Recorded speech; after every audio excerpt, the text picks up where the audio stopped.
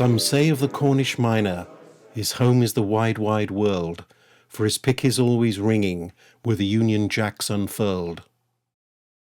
These triumphant lines of verse, written in 1896 by St. Day journalist Herbert Thomas, illustrate the sense of pride Cornish people take in the worldwide travels of the Cousin Jacks, an affectionate term for our mine workers who conquered the global hard rock mining industry in the century from 1815. This is the period we call Cornwall's Great Migration, and, according to Cornish mining law, there wasn't a hole in the ground anywhere in the world that didn't have a Cousin Jack working away at the bottom of it. The Central Mining District, an area comprising the twin mining towns of Camborne and Redruth, and their constellation of mining villages ringing them, is the very heartland of Cornish mining, engineering and migration. By the turn of the 20th century, virtually everyone from a mining background in this area had a relative, or knew of someone, who had gone overseas or up-country to work. For a region that covers less than 1,400 square miles and a population that never exceeded 375,000 in the 1800s, it is remarkable that we have stamped our mark so indelibly on one industry and spread our mining culture worldwide. From pasties in Pachuca, Mexico and Grass Valley, California, and Methodist chapels in Moonta, Australia and Wisconsin, USA, to the surviving Cornish engine houses facing majestically seaward at Allihies in West Cork, and on the other side of the world at Cornwall Island, New Zealand, traces of our culture are everywhere. The Cornish mining industry is thousands of years old. By the 1700s, as Britain began a rise to prominence as the world's foremost industrial power, we had mastered mining deep underground via shafts and ensured a constant supply of the minerals, particularly copper, required to fuel the British industrial machine. The Silicon Valley of its day, Cornwall was a region at the forefront of mining engineering and cutting-edge technology, and gave the world the high-pressure Cornish steam engine, a true giant of the industrial landscape.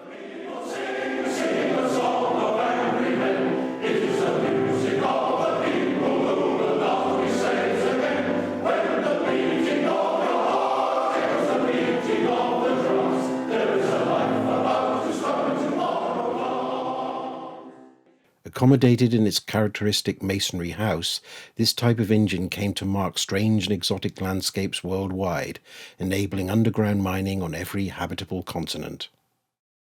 As the British hard rock mining industry began to gather pace in the mid-1700s, so the first trickle of mine workers began leaving Cornwall. But it was an 1814 transatlantic agreement, the first of its kind, spearheaded by the brilliant Camborne engineer Richard Trevithick, that was pivotal. His innovative high-pressure engine successfully unwatered abandoned silver mines at high altitude in the Peruvian Andes, a feat that was thought to be scientifically impossible.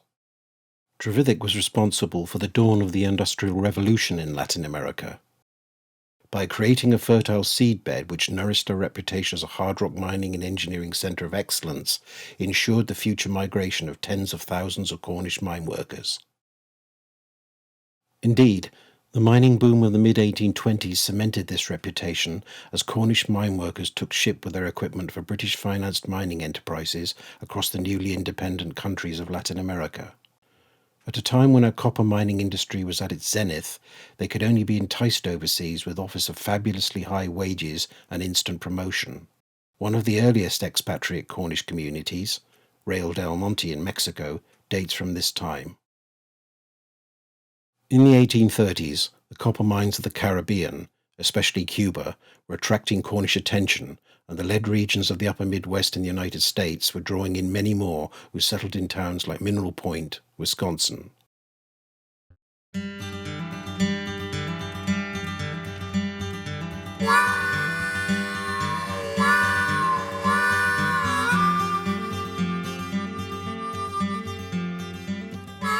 From there, and from the mining fields of South and Central America, Cornish miners rushed to California when surface gold was discovered in 1848. But underground mining along the famous Mother Lode was only made possible by the application of a pumping technology, and towns soon mushroomed along its length, including Grass Valley, which quickly became a Cousin Jack town. Throughout the hungry 40s, families made use of free and assisted passages available to the able-bodied poor, and in doing so, supplied the needs of the fledgling colonies of Australia and New Zealand. Moreover, we had skills in demand, for the discovery of copper in South Australia in the mid-1840s signalled the development of commercial mining there.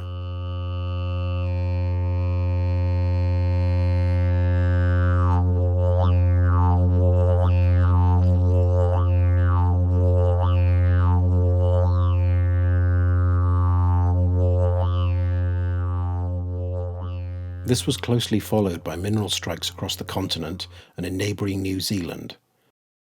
Some of the largest expatriate Cornish communities in the world emerged down under, including Burra and Moonta in South Australia. By the 1860s, mineral strikes were underway right across North America, drawing Cornish miners to the Comstock silver mines, the gold mines of Colorado, and the rich copper mines of Ontario, Michigan, and Butte, Montana. Throughout Britain, there was scarcely a mine without its Cornish mining captain, and the iron mines of northwest England became a magnet for Cornish labour. Across the Irish Sea, mining entrepreneurs, the Williams of Scoria, were making a fortune from their Wicklow copper mines, and Cousin Jack could be found throughout Europe, from copper mines deep inside Norway's Arctic Circle to the lead mines of Linares in sun-parched Andalusia, home to scores of Cornish engine houses. Economic hard times returned here with a vengeance in the mid-1860s, as many famous old copper mines closed following the financial shockwave caused by the collapse of bankers Overend and Gurney in 1866. But the writing had been on the wall for years. Cornish mining lagged behind its competitors in terms of technological development, and competition from Australia and Chile had led to declining copper ore prices due to global overproduction. Things would have been considerably worse here had our towns and villages not been linked to overseas mining communities connected by migration chains, and forged by the Cousin Jack network, and benefited from social linkages within Methodism and Freemasonry. This gave employment opportunities not just to mine workers, but also to those who serviced these burgeoning settlements.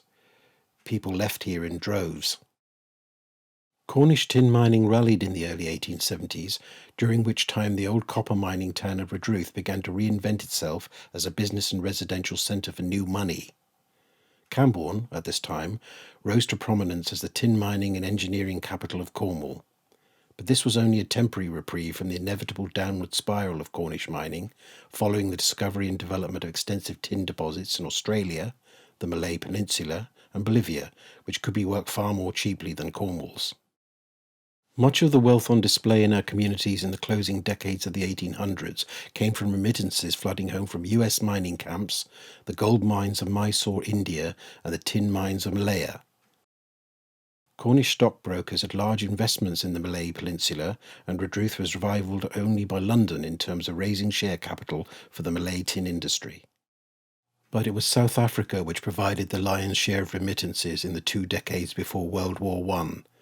Cheaper and speedier passages by rail to English ports and steamer to Cape Town meant that thousands of birds of passage could commute to and from the gold mines on the Rand.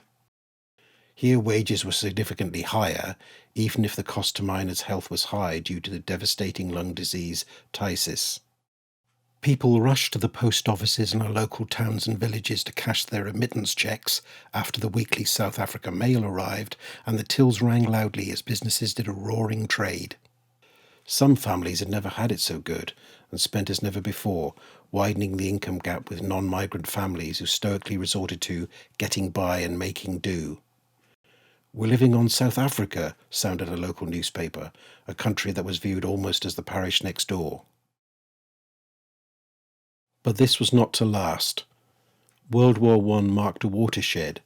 Many of our countrymen were conscripted only to perish in the trenches of Europe, sundering those migration networks that had long been the lifeblood of Cornwall. Cornish mining engineering was increasingly viewed as outdated and antiquated, its cutting edge long blunted by emerging industrial giants, the USA and Germany, that were utilising new technologies and machinery. Our miners were gradually displaced by labour from other nations in the interwar period. Migration from Cornwall continued, but by World War II had been reduced from a flood to a trickle. In the decades that followed, a shortage of local men resulted in miners from Eastern and Southern Europe coming to our mines to work, including here at South Crofty.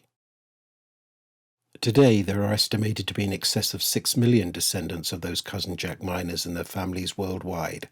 The global influence of our Cornish mining culture, in the shape of Cornish engine houses, chapels, houses and gravestones, as well as place names and surnames, pasties, music and sport, is recognised through the inscription of the Cornwall and West Devon mining landscapes as a UNESCO World Heritage Site. This highlights the achievements on the world stage of our great little nation, marked as much for our migration as for our skills in hard rock mining. Aye, aye, aye! Aye! Aye! Aye! Aye! Aye! Aye! Aye!